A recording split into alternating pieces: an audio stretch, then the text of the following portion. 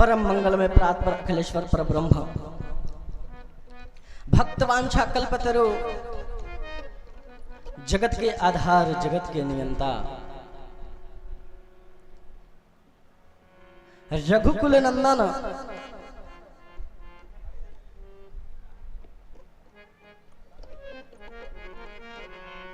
जनक नंदिनी श्री सीताराम जी की महती कृपा पीतांबरधारी अकारण करुणा के करुणा सिंधु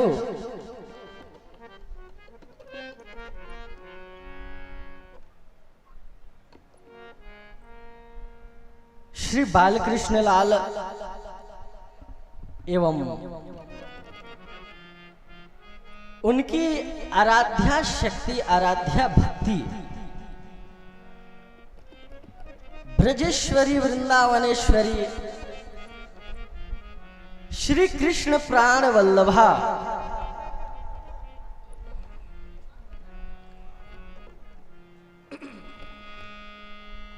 श्री राधा रानी जी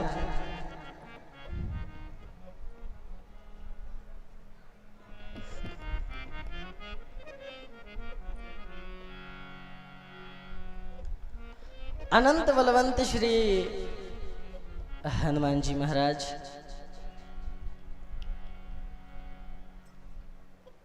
भगवती अम्बा जगदम्बा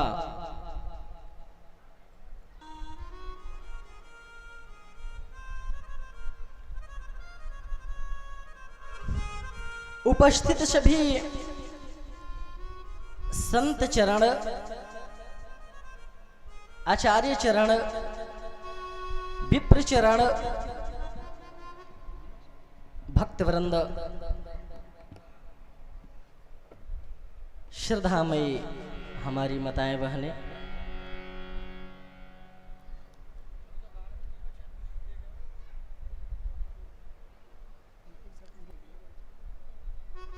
मां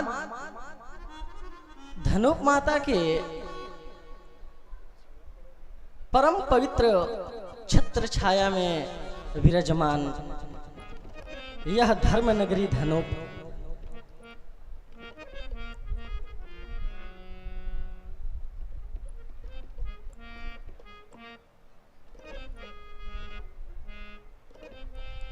बांद्रिया तालाब उपस्थित श्री भोलेनाथ के दिव्य प्रांगण में उपस्थित होकर के श्रीमद् भागवत महापुराण को हम सब माध्यम बना करके कथा सत्संग लाभ ले रहे हैं। आज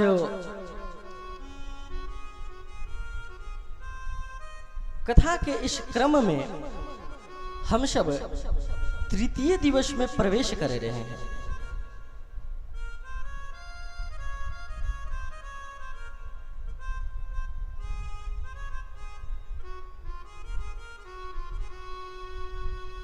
कई जन्मों का पुण्य उदय हुआ है इस धर्म नगरी धनुप के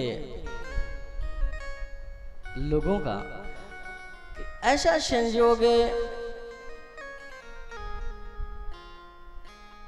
कि भगवान रुद्र का यह महायज्ञ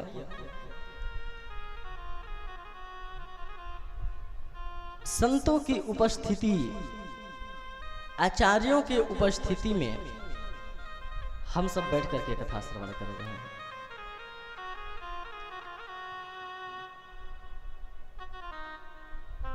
कल के कथा प्रसंग में हम सब ने क्या श्रवण किया था। आशा करता हूं मैं कि आप सब बहुत ही ध्यान से सुने थे कल। हमें तो याद ही नहीं है कहां कथा चल रहा था कहां नहीं चल रहा था। इसलिए आप सबसे हमारा निवेदन है कि थोड़ा सा कोई आगे से बता दे कहां तक कथा पहुंचा था, क्या क्या कल सुने थे आप लोग, तो हम आगे कथा प्रारंभ करें। किसी को नहीं पता?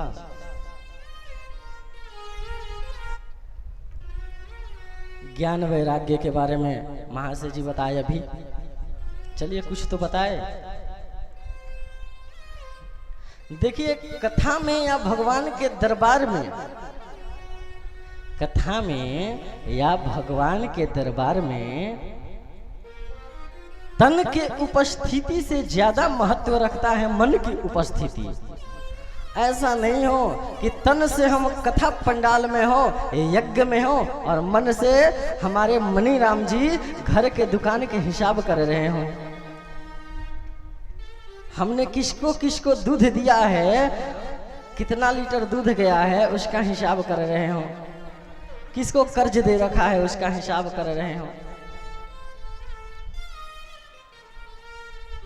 और बहुत से ऐसे भी बैठे होंगे कि समय देखते होंगे कि हमारा ये सीरियल छूट रहा है, सीरियल का भी समय हो गया है। अरे आजकल तो महाराजो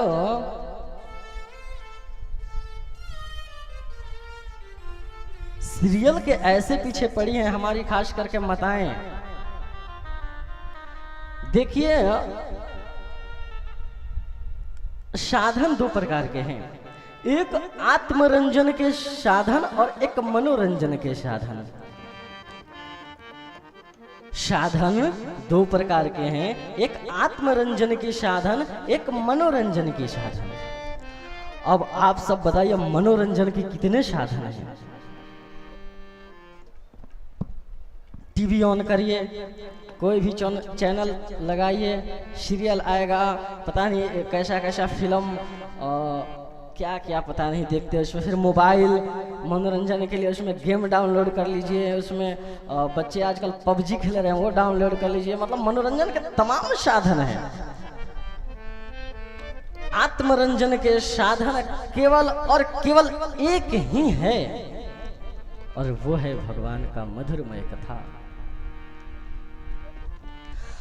उस मधुरमय कथा को भी यदि हम मनोरंजन के साधन बना देंगे तो फिर आत्मरंजन के लिए कहां जाएंगे।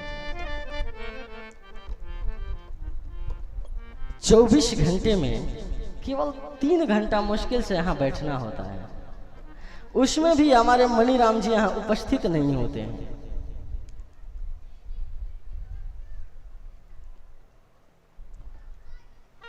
तो तन के उपस्थिति से भगवान प्रभावित नहीं होते। कथा श्रवण करने से क्या लाभ है। हम सब मंदिर में जाते हैं, मंदिर में गए, अपने चरण पादुका को, अपने चप्पल जूते को बाहर दरवाजे पर खोल दिए, अंदर गए, भगवान का दर्शन किए, लेकिन शरीर से तो अंदर प्रवेश कर गए, लेकिन हमारा मन कहाँ है, चरण पादुका के ऊपर। कहीं कोई बदल के ले ना जाए, कहीं कोई उठा के ले ना जाए।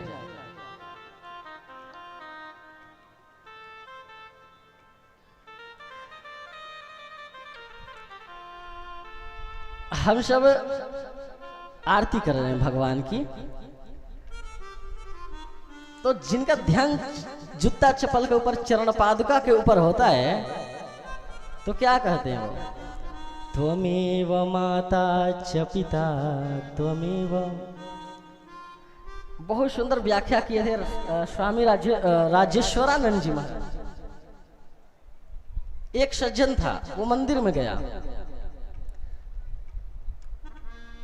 चरण पादुका उतार दिया दरवाजे पे, मंदिर में प्रवेश किया और दीपक जला करके भगवान का आरती कर रहा। कैसे, त्वमेव माता, अब जूता की तरफ ध्यान है, चपिता त्वमेव, त्वमेव बंधु च सखा त्वमेव।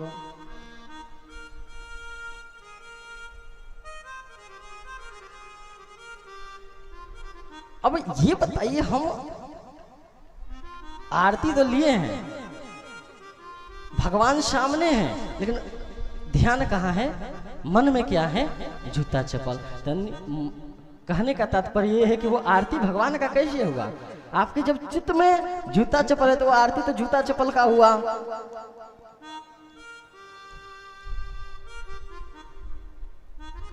ये सबकी स्थिति है।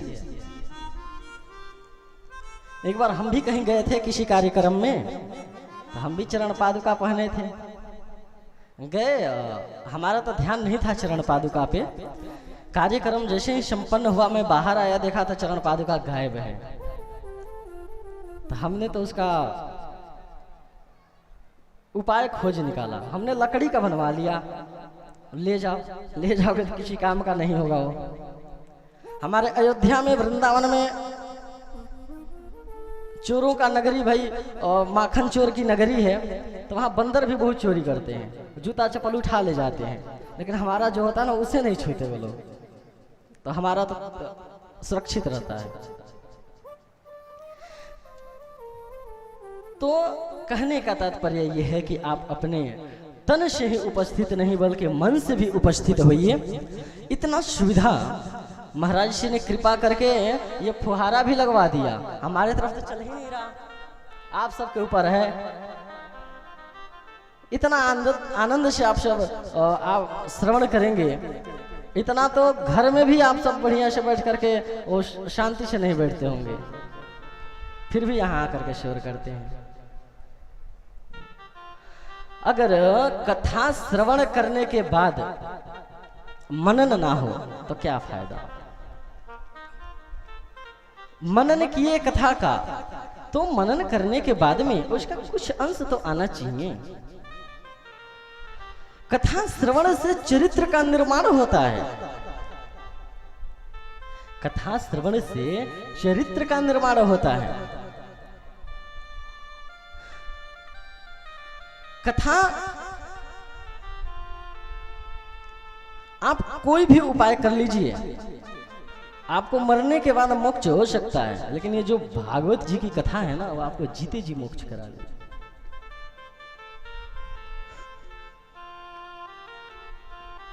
यदि आपका आचरण कथा श्रवण से यदि सुधर गया तो सब कुछ सुधर गया।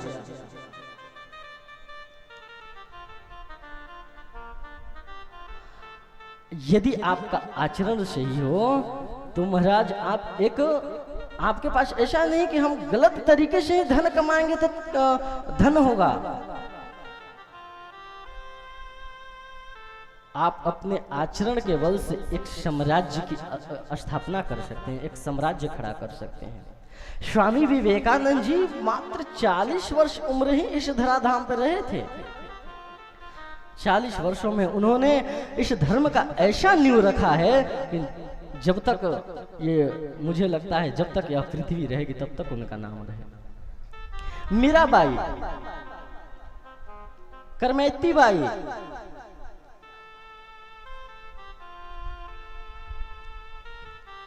कहा गया है कि आचार परमो धर्म, आचार परमो तपः, आचार परमो ज्ञान, आचारं किं न साध्यते। आचरण यदि आपका सही हो गया तो आप क्या नहीं कर सकते हैं।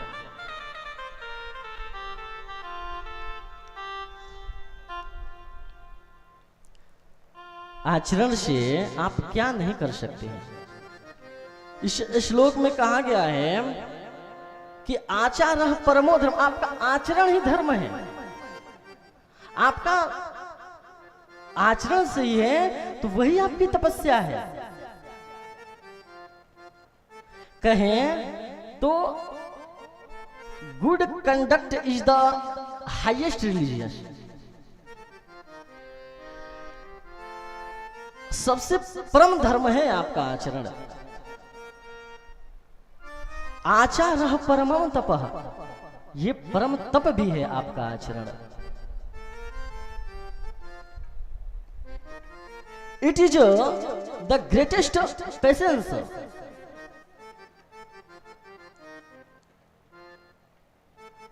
It is also the great knowledge. यही आपका ज्ञान भी है। आप आचरण से हर एक जगह पूजे जा सकते हैं। आप जरा विचार करिए कि आपके गलत आचरण के कारण भले आप खुद ही संतुष्ट नहीं होते आप अपने आचरण से। यदि हम अपने स्वभाव से किसी को मदद कर दिए, किसी को प्रभावित किए, तो स्वयं को भी सुख मिलता है। किसी ने कहा है कि धन तो आप बहुत कमा लेंगे,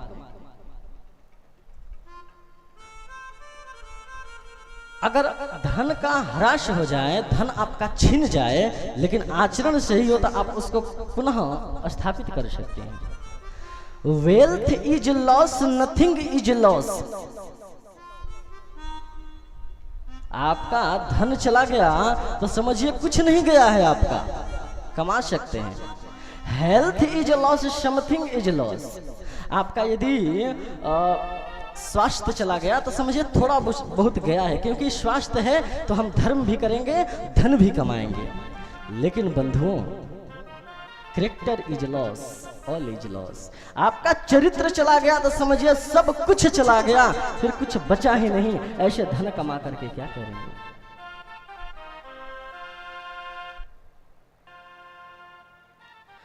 तो हमारा आप सबसे यही प्रार्थना है, यही निवेदन है कि आप अपने मन से इस कथा में उपस्थित होइए।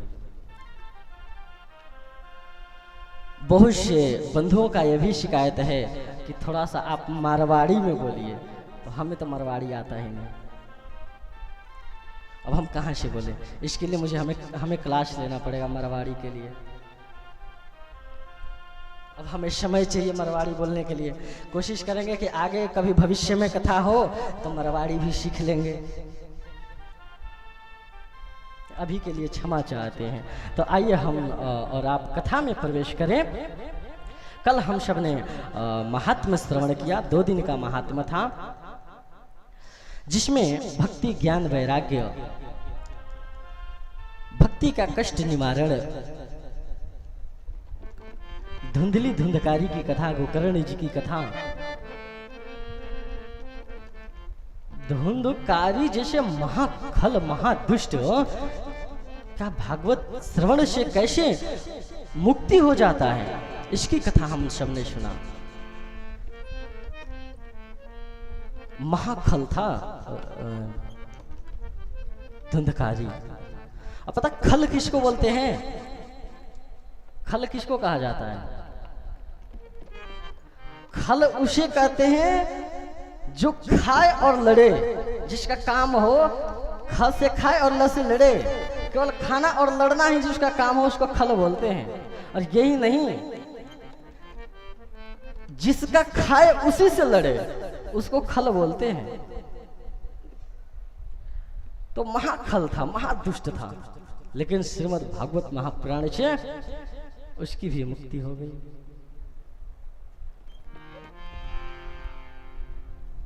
तो आज हम सब श्रीमद् भागवत महापुराण